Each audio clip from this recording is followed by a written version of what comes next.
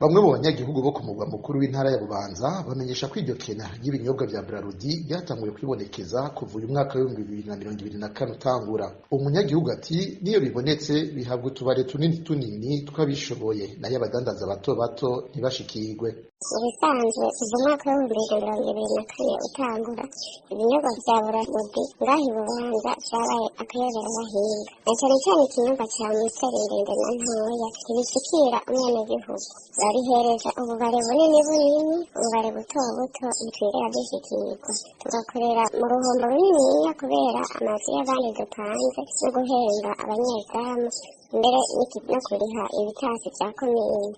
Umunyagihugu avuga kandi ko niyo ubwoko bw'ibinyobwa vya Amstel na Primus bigize biraboneka, abafise ubunywero buto iyo bagiye kurangura babategeka ko babanza kugura ibindi binyobwa nka Fanta canke Royal.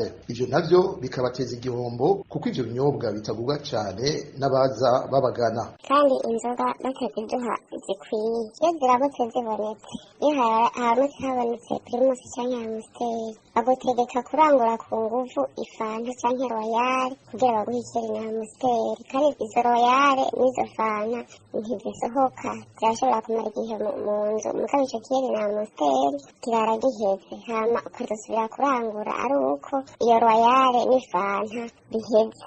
Abadandaza bato bo ku mugwa mukuru w'intara ya Bubanza basaba abajejwe gukwiragiza ibinyobwa vya Braludi ko bozana mu ntara ya Bubanza ibinyobwa bikwiye na cane cane ibigurwa n'abantu benshi.